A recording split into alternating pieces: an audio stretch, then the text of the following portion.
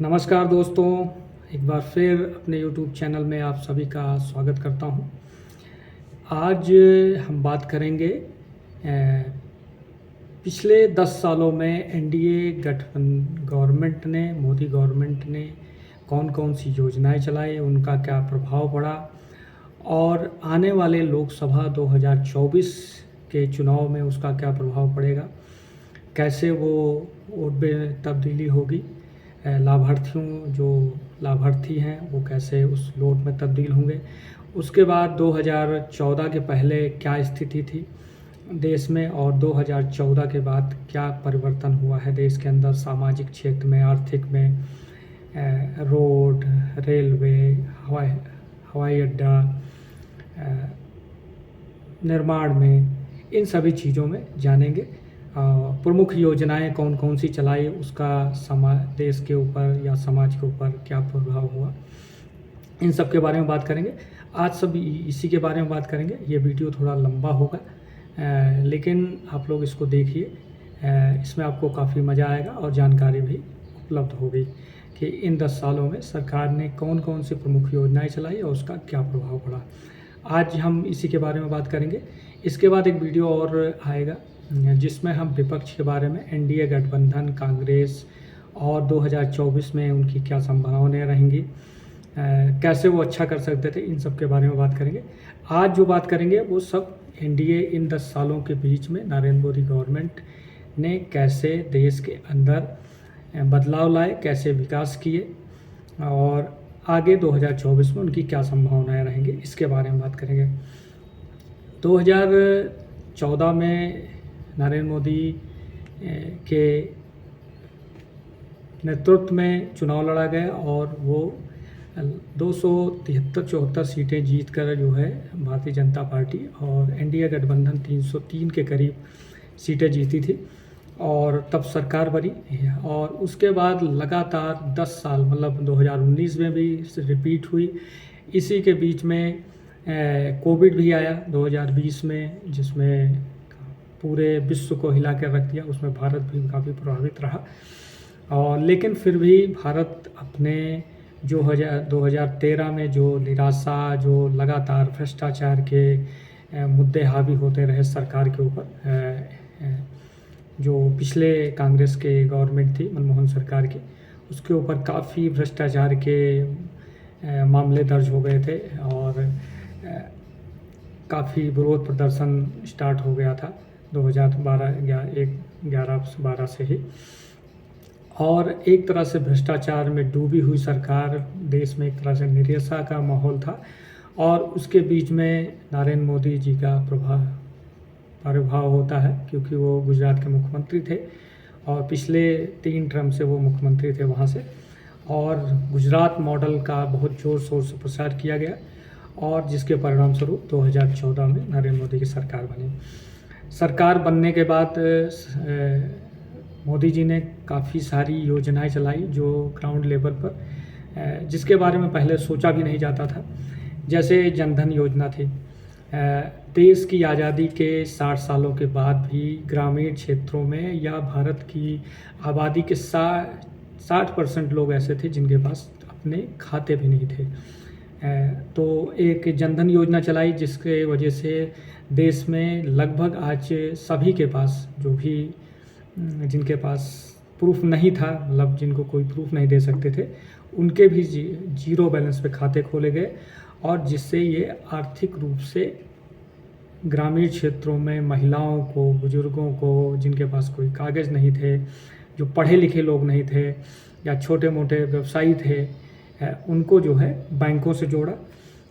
उसके बाद एक उज्ज्वला योजना जो लागू की, जिसमें देश के अंदर पिछले आज़ादी के बाद से इतने सालों में शहरी क्षेत्रों में को छोड़कर, शहरी क्षेत्रों में भी 80% घरों में ही लगभग गैस सिलेंडर उपलब्ध था और ग्रामीण क्षेत्रों में उससे भी बुरी हाल थी। लगभग 90% आबादी ऐसी थी ग्रामीण क्षेत्रों में जो चूल्हे पे लकड़ी या जो गोबर के कंडे होते हैं, इससे खाना बनता था। तो महिलाओं को धुआं मुक्त खाना बनाने की उन्होंने गैस उपलब्ध कराई उज्ज्वला योजना के द्वारा। और तब से इन 10 सालों के बीच में लगभग 10 करोड़ से ज़्यादा महिलाओं बीपीएल कार्ड धारक परिवारों को उज्ज्वला गैस कनेक्शन के द्वारा उनको गैस सिलेंडर उपलब्ध कराया गया। उसके अलावा सभी गांवों में विद्युतीकरण अटल जी के नाम से और दीनदयाल उपाध्याय ग्रामीण विद्युतीकरण योजना के माध्यम से 5,97,464 गाँवों का विद्युतीकरण किया गया। मतलब 100% गाँवों का अब विद्युतीकरण हो चुका है इन 10 सालों के दौरान। उसके अलावा एक योजना लाई लोगों की, क्योंकि हर घर में कोई ना कोई बीमार होता रहता है और कभी कभी जो सक्षम है जिनके पास पैसा है वो तो अपनी दवा करवा सकते हैं, लेकिन गरीब परिवार या बुजुर्ग लोग हैं जिनकी समुचित देखभाल नहीं हो पाती है और पैसे की वजह से उनको एक समुचित दवा नहीं हो पाती उनकी, इस वजह से कभी कभी उनकी मृत्यु भी हो जाया करती है। तो इसको देखते हुए सभी अंशुमान कार्ड एक लॉन्च किया सरकार ने, जिसमें सभी भारतीयों को जो भी जिनके पास अंशुमान कार्ड है अभी भी बन ही रहा है, जो भी बनवाना चाहे बनवा सकते हैं, तो उनको 5 लाख तक का एक स्वास्थ्य बीमा मिला कि अगर आप बीमार होते हैं तो आप 5 लाख तक की दवाई किसी भी हॉस्पिटल में करवा सकते हैं और उसका भुगतान सरकार करती है। उसके अलावा जो छोटे दुकानदार थे, व्यापारी थे, उनको बैंकों से जोड़ा, उनको ऋण उपलब्ध कराया। एक मुद्रा योजना चलाई जिससे 50,000 से लेकर 10 लाख तक ऋण मिलता था, जिस हिसाब से उनका बिजनेस है, और वो उसमें काफ़ी छूट भी लगभग 25-30% की छूट भी सरकार देती है और 2-3 साल तक ब्याज मुक्त भी रहता है, तो जिससे छोटे व्यापारियों को लाभ हुआ, वो अपना व्यवसाय बढ़ा सके। रेहड़ी पटरी वालों को इसी तरह ब्याज मुक्त ऋण 10,000 से 50,000 तक ऋण दिया जा रहा है सरकार के द्वारा, ताकि वो अपना व्यवसाय और बढ़ा सकते हैं। इसी तरह स्वयं सहायता समूहों में जो महिलाएं थी, जो स्वयं सहायता समूह चला रही थी, उनको सरकार की तरफ से प्रोत्साहन दिया गया, ऋण उपलब्ध कराए गए, पैसा दिया गया, उनको वैसे आर्थिक सहायता दी गई। और आज के टाइम में 1 लाख से ज़्यादा महिलाएं लखपति दीदी बन गई हैं। अभी उसका प्रोग्राम भी किया था मोदी जी ने। और अब सरकार ने अगले 5 सालों में 3 लाख और लखपति दीदी बनाने का टारगेट रखा है। इससे क्या होगा कि ग्रामीण क्षेत्रों में महिलाओं की दशा सुदृढ़ होगी, और महिलाएं अगर सुदृढ़ होंगी, वो सशक्त होंगी, तो उससे परिवार और समाज का भी भला होगा। इसके अलावा कोविड के समय जो है सारे काम धंधे बंद हो गए थे, तो सरकार ने एक राशन वितरण तो पहले से चला आ रहा है, लेकिन सरकार ने एक योजना चलाई कि 80 करोड़ लोगों को प्रति महीना 5 किलो जो है अनाज उपलब्ध कराया जा रहा है, और वो अब उसको बढ़ा के भी उन्होंने 2027 तक कर दिया है। तो 80 करोड़ लोगों को हर महीने 5 किलो बिना कोई शुल्क दिए उनको अनाज उपलब्ध करवा रही है। उसके अलावा और बहुत सारे जो ऐसे मुद्दे थे जो आज़ादी के समय से चले आ रहे थे, और जिस पे सरकारों ने या तो आँख मूंद लिया था या तो उसको छूना ही चाहती थी। जैसे धारा 370 को ख़त्म करना, जम्मू कश्मीर से धारा 370 और 35 को ख़त्म किया। वहाँ एक विधान एक निशान को चालू किया, और आज के समय में जम्मू कश्मीर में जो पहली घटनाएं आतंकवादी बहुतायत में घटनाएं हो रही थी, बच्चे जो है पत्थरबाजी कर रहे थे, उसमें लगभग 90% की कमी आई है, और जम्मू कश्मीर आज विकास की तरफ धीरे धीरे अग्रसर हो रहा है। उसके अलावा 3 तलाक ख़त्म करना, मुस्लिम महिलाओं के साथ ये एक तरह सा दुर्व्यवहार, और उनके पतियों द्वारा उनको तलाक दे दिया जाता था, जिसमें उनको भरण पोषण के लिए किसी भी तरह की कोई सहायता और नहीं होता था। और क्योंकि मुस्लिमों में प्रथा है कि वो 2-3 शादियाँ कर सकते हैं, और जिसकी वजह से मुस्लिम महिलाओं को काफ़ी कष्ट झेलना पड़ता था, तो सरकार ने 3 तलाक को कानून बना के ख़त्म कर दिया है। उसके अलावा अभी अभी सरकार ने एक और किया है, सीसीए, जो हमारे पड़ोसी देश हैं जो वहाँ के अल्पसंख्यक हैं, हिंदू, सिख, ईसाई, पारसी, जैन, बौद्ध, इनको भारत में नागरिकता देने 2014 के पहले जो भारत में आके निवास कर रहे हैं उनको नागरिकता देने का प्रावधान किया है।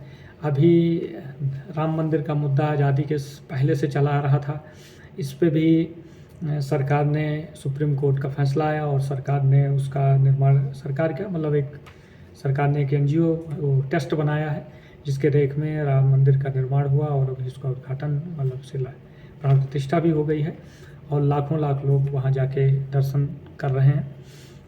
तो एक तरह से राम मंदिर का भी मुद्दा को सॉल्व हो गया है इसी में। इसके अलावा आज़ादी के बाद से किसानों, सरकारें काम करती रही हैं किसानों के लिए, उर्वरक के लिए कारखाने लगाए गए, किसानों को वैसी आर्थिक सहायता नहीं दी गई, लेकिन कांग्रेस गवर्नमेंट, अटल जी की गवर्नमेंट से ही जो है किसानों की फसलों को एमएसपी सरकार द्वारा निर्धारित जो भी रेट तय किया जाता था उस पे फसलें खरीदी जाती थी।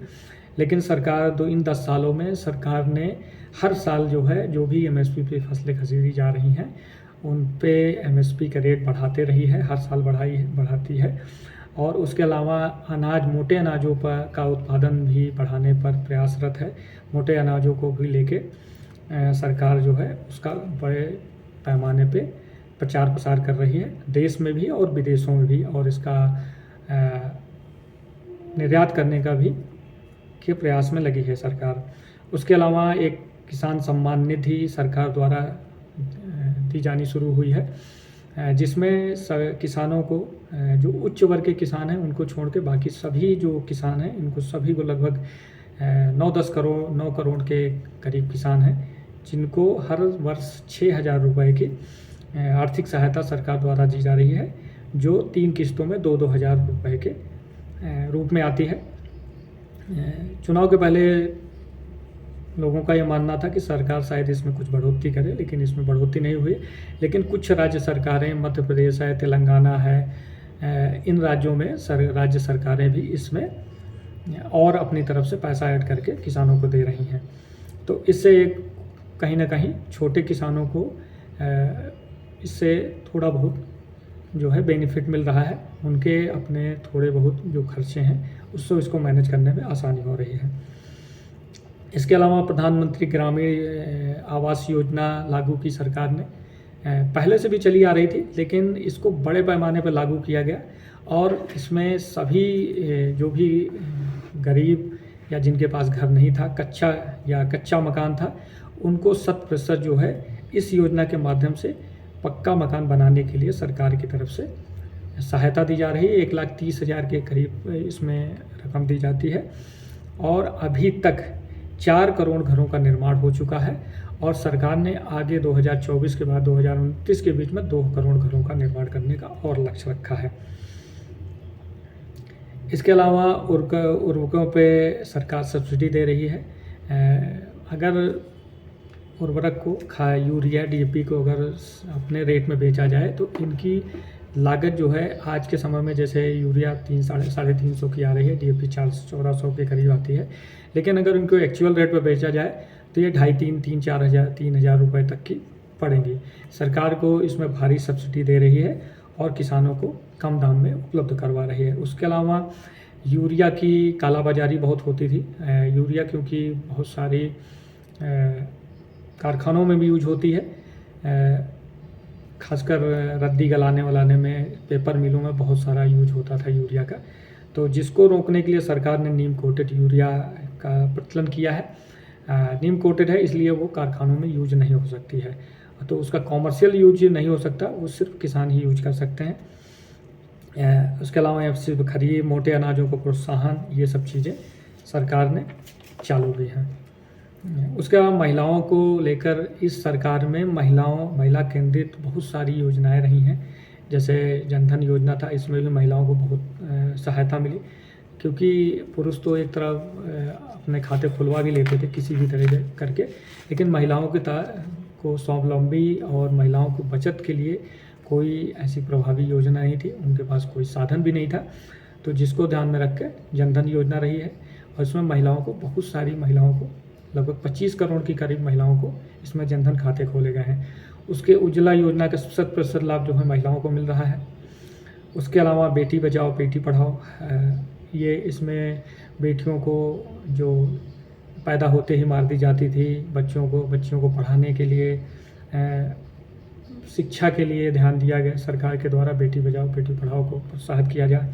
सुकन्या समृद्धि योजना, बेटी अगर पैदा हो रही है तो उसको तुरंत जो है एक योजना है जिसके माध्यम से कुछ पैसे हर साल जमा करने होंगे, और बेटी 20 साल की उम्र के बाद अच्छा खासा अमाउंट उससे मिलता है।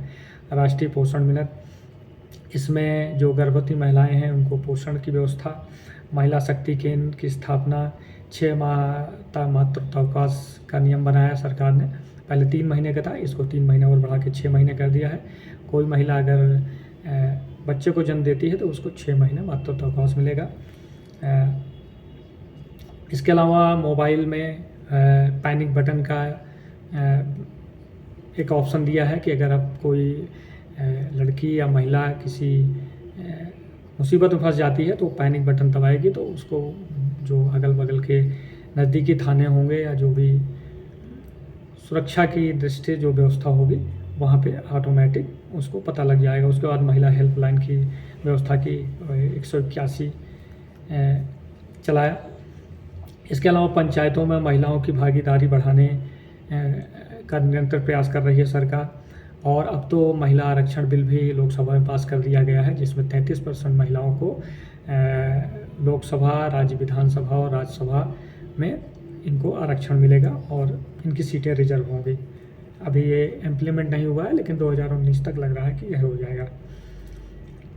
इसके अलावा गुमनाम नायकों को पद्म पुरस्कार देना हो, 164 देशों को ई वीज़ा की सुविधा सरकार ने दी है।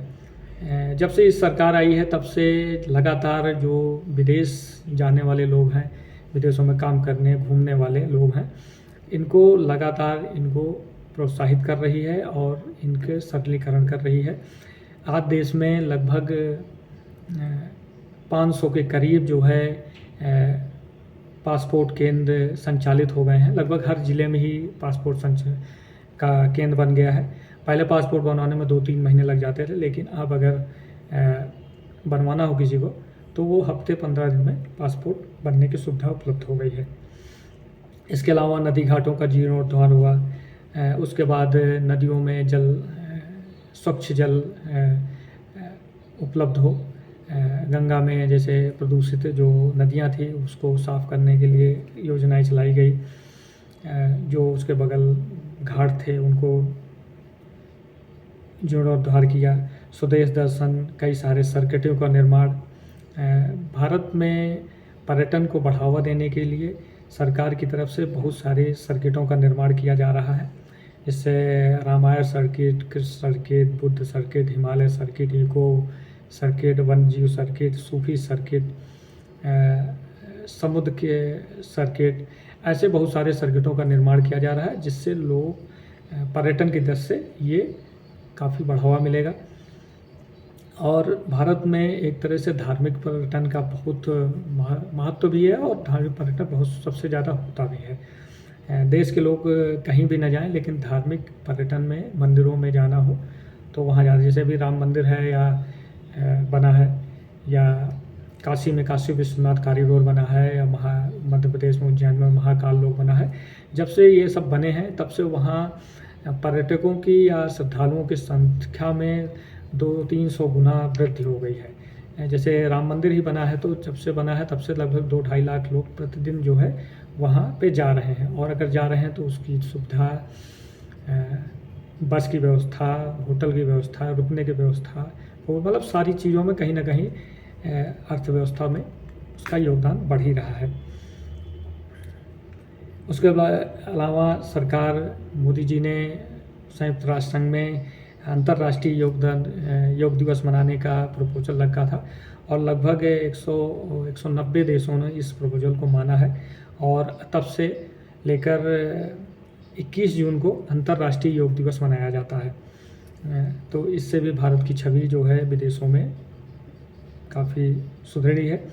उसके अलावा रक्षा क्षेत्र में सरकार ने खूब कदम उठाए हैं, बहुत सारे विदेशों से बहुत सारी चीज़ें, जैसे राफेल का इन्होंने आयात किया हवाई सुरक्षा के लिए। उसके अलावा भी अमेरिका से बहुत सारे ड्रोन मंगाए गए हैं। उसके अलावा लड़ाकू विमान चिनूक और क्या अपाचे हेलीकॉप्टर का निर्यात किया, जिससे भारत की जो समुद्री सुरक्षा है या हिमालय जो सीमा सुरक्षा है उसको सुदृढ़ किया है। इसके अलावा भारत सरकार ने रक्षा क्षेत्र के में स्वदेशी निर्माण के ऊपर काफ़ी जोर है और रक्षा निर्यात के क्षेत्र में भी भारत निरंतर बढ़ रहा है। 2014 के पहले लगभग 4-5 हज़ार करोड़ से कम का ही रक्षा निर्यात होता था, लेकिन अभी जो है लगभग 30,000 करोड़ से ऊपर का रक्षा निर्यात बढ़ रहा है। और अब तो भारत की जो तेजस विमान है जो भारत ने बनाया है, या ब्रह्मोस मिसाइल है, या जो रडार सिस्टम है, या स्वाति रडार सिस्टम है, या आकाश जो एयर डिफेंस सिस्टम है, इस सब की मांग जो है विदेशों में काफ़ी बढ़ रही है। उसी तरह रूस से भारत ने S-400 मिसाइल रक्षा सिस्टम लाया है, वहाँ से ख़रीद के लाए हैं, जिसकी तैनाती भी हो गई है। उसके अलावा भारत में रक्षा क्षेत्र में निर्माण में तोप, tank, radar, missile system, gun, helicopter चीज़ों का निर्माण भी हो रहा है और इसका निर्यात भी सरकार कर रही है। उसके अलावा जो रक्षा क्षेत्र में हमारे सैनिक हैं, इनकी बहुत समय से वन रैंक वन पेंशन की मांग थी, जिसको सरकार ने पूरा किया है और इनको लगातार इसका पेमेंट सरकार ने किया है। उसके अलावा सरकार की तरफ से काले धन, भ्रष्टाचार, आतंकवाद, नक्सलवाद, नकली मुद्रा पे भी प्रभावी रोक के लिए नोटबंदी लागू की गई थी। जो मोदी जी ने नोटबंदी लागू की थी, जिसमें 500 और 1000 के नोट बंद कर दिए गए थे। उसकी जगह अब 2000 के नोट चलाए गए हैं, लेकिन 2000 के नोट भी सरकार ने वापस ले लिया। कुछ टाइम मतलब 5-6 साल ये चलन में रहे, उसके बाद 2000 के नोट भी अब सरकार ने वापस ले लिया है। अब जो सबसे बड़ा नोट है वो 500 का है, तो इससे कहीं ना कहीं भ्रष्टाचार के ऊपर भी लगाम लगी है और मनी लॉन्ड्रिंग के ऊपर भी लगाम लगी है, क्योंकि लोग पैसा डंप कर लेते थे। क्योंकि अब सबसे बड़ी नोट 500 है, तो 2000 की नोट में 400-500 का नोट आता है, तो अगर कोई पैसा इतना रखेगा तो कहीं ना कहीं जाहिर हो जाएगा। उसके अलावा नकली मुद्रा का भी प्रसार बहुत हो गया था देश के अंदर, तो उस पर भी रोक लगी है। उसके अलावा अर्थव्यवस्था के क्षेत्र में डिजिटल लेन देन को बढ़ावा दिया है। भारतीय अर्थव्यवस्था को डिजिटलीकरण कर की तरफ आगे बढ़ रही है और निरंतर इसमें जो है ट्रांजैक्शन बढ़ता ही जा रहा है। उसके अलावा एक देश एक टैक्स की तरफ सरकार ने कदम उठाया और GST लागू किया और GST कलेक्शन में निरंतर हर साल हर महीने कुछ ना कुछ बढ़ोतरी होती रहती है।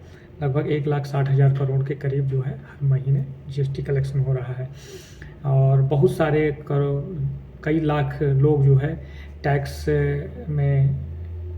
रेस के दर में आए हैं। पहले टैक्स देने की दर कम थी, अभी भी कम है, लेकिन इस नोटबंदी और डिजिटलीकरण की वजह से टैक्स देने का रेशियो बढ़ा है। उसके अलावा सरकार ने आत्मनिर्भर भारत, मेक इन इंडिया, स्वदेशी रक्षा उत्पादन में सरकार निरंतर प्रयास कर रही है। विदेशों से बहुत सारी कंपनियां, चाइना से, जापान से, कोरिया से, ताइवान, बहुत सारी कंपनियां हैं जो अलग अलग क्षेत्रों में काम कर रही हैं। अभी सरकार में मोदी जी ने 3 चिप मैन्युफैक्चरिंग कंपनियों का शिलान्यास किया है, जो आने वाले 1-2 सालों में उत्पादन चालू कर देंगी। तो लगातार भारत में नई नई कंपनियों का निवेश हो रहा है और मेक इन इंडिया को प्रोत्साहन हो रहा है। आज भारत में सबसे ज़्यादा मोबाइल का निर्माण हो रहा है। रक्षा क्षेत्र में भी बहुत सारा निर्माण सरकार और जो प्राइवेट कंपनियां हैं वो कर रही हैं और निर्यात भी कर रही हैं। उसके अलावा मंगलयान, चंद्रयान, गगनयान, जो अंतरिक्ष क्षेत्र में भी भारत ने निरंतर प्रगति किया है इन 10 सालों में। 104 उपग्रह एक ही बार में इसरो ने छोड़ा था। तो अंतरिक्ष में भी भारत अच्छा कर रहा है। इन 10 सालों में काफ़ी बजट भी बढ़ाया है सरकार ने।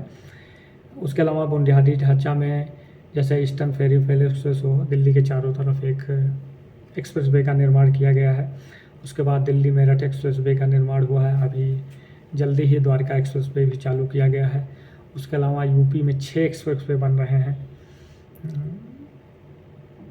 तो और भी जैसे अमृतसर से लेके गुजरात में एक राजकोट तक एक बॉर्डर के किनारे किनारे एक एक्सप्रेस वे का निर्माण किया। भारत में बुनियादी ढांचे पे सबसे ज़्यादा इन्वेस्टमेंट किया जा रहा है। लगभग इस साल 11 लाख करोड़ रुपए का सरकार ने बजट रखा है। जब से ये सरकार आई है तब से बुनियादी ढांचा के निर्माण में रेल, सड़क, बंदरगाह, हवाई अड्डे में बहुत ज़्यादा पैसा इन्वेस्ट किया है। 2014 में लगभग 70 शहरों में हवाई अड्डे संचालित थे, जिनकी संख्या बढ़कर अब 150 के ऊपर हो गई है। मतलब जस्ट डबल हो गया है इन 10 सालों में। और आने वाले 5 सालों में टियर 2 और टियर 3 शहरों को भी हवाई यातायात से जोड़ दिया जाएगा। उसके अलावा रेलवे में जैसे हमने देखा है तेजस ट्रेन चली, और उसके अलावा अभी वंदे भारत लगभग 2-3 दर्जन के करीब जो है वंदे भारत ट्रेनें भी संचालित की जा रही हैं। और सरकार का लक्ष्य है कि सभी शहरों को वंदे भारत ट्रेनों से आने वाले समय में 4-5 सालों में जोड़ दिया जाएगा, और इनकी संख्या लगभग 4000 के करीब सरकार ने रखी है।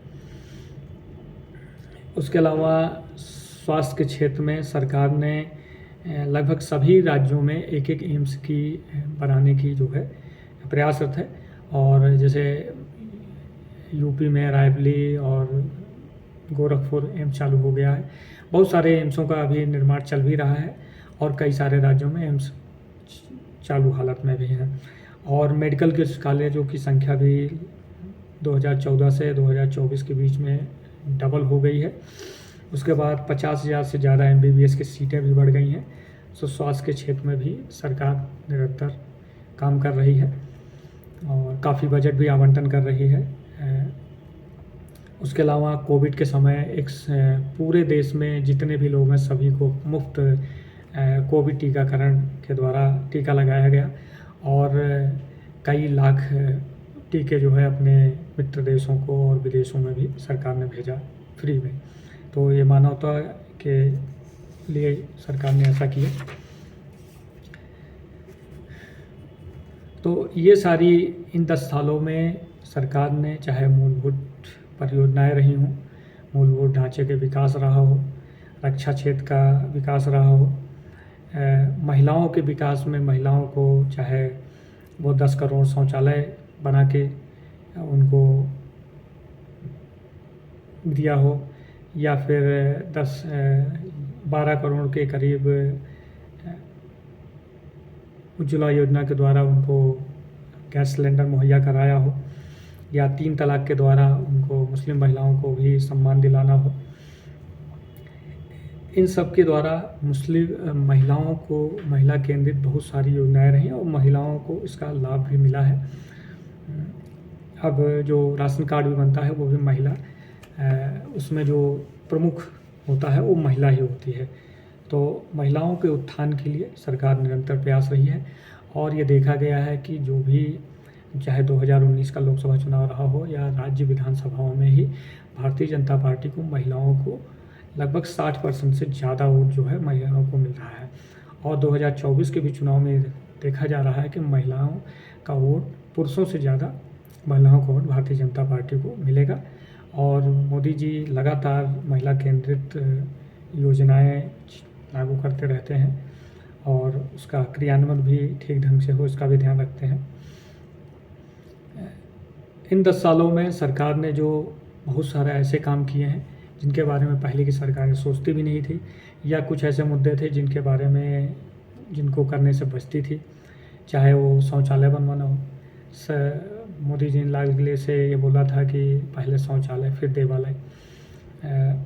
चाहे 10 करोड़ घरों में शौचालय बनवाना हो, महिलाओं को गैस सिलेंडर देना हो, बहुत सारी वंदे भारत ट्रेनें चलाना हो, 370 ख़त्म करना हो, 3 तलाक ख़त्म करना हो, राम मंदिर का निर्माण हो, सीसीए लागू करना हो, आतंकवाद नक्सलवाद पर प्रभावी रोक लगानी हो और उस पर कड़ाई से प्रहार करना हो, लाखों स्टार्टअप को चालू करना हो, स्वरोजगार, लाखों युवाओं को कौशल विकास का प्रशिक्षण देकर उनको नौकरी के लिए प्रोत्साहित करना हो, तो लगातार सरकार ने प्रयास किया है।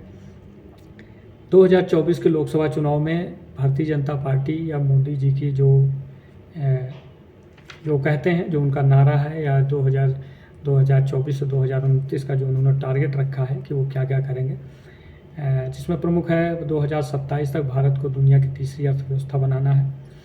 2030 तक भारत $10 ट्रिलियन की अर्थव्यवस्था बनाना है। 2047 तक प्रधानमंत्री जी ने लक्ष्य रखा है कि भारत को एक विकसित देश बनाना है। अगले 5 साल में 1 करोड़ घरों में सोलर पैनल के द्वारा लाइट उपलब्ध करवानी हो। 5 साल में 3 लाख लखपति दीदियों को और बढ़ाना है। अगले 5 साल में 2 करोड़ घरों का निर्माण करना, 100% घरों में स्वच्छ पानी उपलब्ध करवाना नल जल योजना के द्वारा। सहकारिता मंत्रालय के द्वारा 1 लाख कोल्ड स्टोरेज या वेयर हाउस का निर्माण करना, जिससे किसान अपनी उपज को सड़ने गलने से बचाएं और उसको वहाँ सुरक्षित रख सकें, और जब मार्केट में अच्छा रेट बचे तो उसको बेच सकें। सभी बड़े शहरों को वंदे भारत ट्रेन से जोड़ना हो। लगभग 4000 ट्रेनों का संचालन का प्रयास सरकार करेगी देश के अंदर। इसके अलावा सरकार जल मार्गों पर भी काफ़ी ध्यान दे रही है। जैसे अभी वाराणसी से हल्दिया तक एक जल मार्ग का निर्माण किया है और वहाँ से माल ढुलाई हो रही है। सरकार का प्रयास है कि देश के अंदरूनी भागों में जहाँ पे भी जल मार्ग बनाया जा सकता है, जो प्लेन जगह है, तो नदियों के द्वारा जो है माल ढुलाई का व्यवस्था की जाए, जिससे इससे लागत भी कम आएगी और उस पर चीज़ों के रेट बढ़ने से भी फ़ायदा मिलेगी, और रोड से और हवाई जहाज़ से सुगम भी होगा, सस्ता भी होगा। तो जल मार्गों का निर्माण पे सरकार ध्यान दे रही है और 5 सालों के अंदर उसका कोशिश है कि प्रमुख जल मार्गों को चालू कर दिया जाए, जिससे अंदरूनी हिस्सों से भी माल जो है कार्गो बाहर जा सके। उसके अलावा देश में प्रमुख शहरों को बुलेट ट्रेन का संचालन करना, 2025 लाख से अहमदाबाद मुंबई बुलेट ट्रेन चालू करने की हो सकती है। और उसके बाद क्योंकि टेक्निक अब भारत में आ गई है और भारतीय जो इंजीनियर हैं उसको सीख रहे हैं, तो अब जो नई परियोजना चालू होगी बुलेट ट्रेन की, उसको और जल्दी चालू मतलब उसको क्रियान्वयन करने में थोड़ा जल्दी होगी, तो इसका भी है। उसके अलावा सभी राज्यों में कम से कम 1 एम्स का निर्माण हो। सभी ज़िलों में एक मेडिकल कॉलेज, कम से कम 1 मेडिकल कॉलेज हो। सभी 2 और 3 टायर शहरों को हवाई यातायात से जोड़ना। 2017 से लेकर 2014 में 70 शहरों में और 2023 में 24 में 150 शहरों में यातायात चालू हो गया है, और सभी 2 टायर और 3 टायर शहरों में हवाई यातायात से जोड़ा जाएगा। तो ये सब प्रमुख जो सरकार अभी 2024 का चुनाव स्टार्ट होने जा रहा है, आचार संहिता लागू हो गई है, तो जो एनडीए गवर्नमेंट है उसने अपनी विजन रख दिया है कि हम आगे और आने वाले सालों में, इन 5 सालों में और क्या करेंगे। और इन 10 सालों में जो उन्होंने प्रमुख योजनाएं की, उससे लगभग 25 करोड़ से ज़्यादा लोगों को उससे लाभ मिला है। कहीं ना कहीं किसी न किसी योजना का उससे वो जुड़े हुए हैं, और इसका इम्पैक्ट भी इस चुनाव में दिख रहा है, क्योंकि सरकार एनडीए प्रधानमंत्री मोदी जी ने 400 पार का नारा दिया है। अपनी सीटें, मतलब भारतीय जनता पार्टी की 370 सीटें और एनडीए गठबंधन की 400 सीटें, 400 से ज़्यादा सीटें जीतने का लक्ष्य रखा है, और इसकी तरफ वो निरंतर प्रयास कर रहे हैं। ये सब बातें मैंने इसलिए की कि लोगों को ये पता लगे कि इन 10 सालों के में क्या क्या सरकार ने किया और उसका हमारे देश के ऊपर क्या प्रभाव पड़ा। 2014 के पहले चाहे वो सिलेंडर की लाइनें लगती रही हैं, या उर्वरकों के लिए किसानों के ऊपर लाठीचार्ज होता रहा हो। पेट्रोल डीजल के दाम में भी पिछले यूपीए गवर्नमेंट में 10 सालों में जितना रेट बढ़ा था, वो इन 10 एनडीए के 10 सालों के शासनकाल में उतना नहीं बढ़ा है। जब एनडीए गवर्नमेंट आई थी तो लगभग 80-85 रुपये पेट्रोल था, और वो आज भी 105 या 110 रुपये के करीब है। और वहीं पर यूपीए गवर्नमेंट में एडजस्टेबल हो गया था, तो उसमें भी काफ़ी रोक लगाई है। उसके अलावा आतंकवाद, नक्सलवाद, कोई भी शहर ऐसा बाकी नहीं था जिनमें बम ब्लास्ट ना हुआ हो, बम या बहुत सारे दंगे फसाद भी होते रहे हैं। उस पर भी सरकार ने सख्ती से कदम उठाया है। खासकर जम्मू कश्मीर या जो नक्सलाइट एरिया थे उन पे सरकार ने उसको प्रभावी रूप से रोकथाम करने का प्रयास किया है। और कोई भी ऐसा क्षेत्र या कोई भी ऐसा राज्य नहीं है, कोई ऐसा ज़िला नहीं है जिसमें जो विकास से अछूता रहा हो। सरकार अपनी तरफ से पूरे प्रयास करती रही है। तो अब इन्हीं सब मुद्दों को, इसी सब अपने लाभार्थियों को लेकर सरकार फिर एक बार 2024 के लोकसभा चुनाव में जा रही है। और सभी जो आंकड़े हैं, सभी न्यूज़ चैनल, सभी जो सर्वे रिपोर्टें हैं, उसमें एक बार तीसरी बार एनडीए सरकार रिपीट होने का दिखा रही है। ये तो 4 जून को पता लगेगा कि कौन आ रहा है। आज के लिए इतना ही है।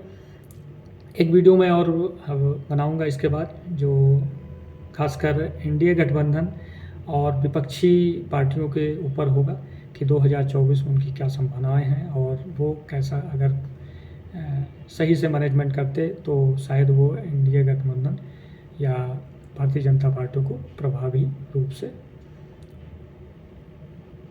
टक्कर दे सकते थे। इसके बारे में बात करेंगे। तो आज के लिए इतना ही। ये मेरा यूट्यूब चैनल है @PoliticalAdda 2020। आप लोग इसको ज़्यादा से ज़्यादा लाइक करें, सब्सक्राइब करें, शेयर करें। धन्यवाद। जय हिंद।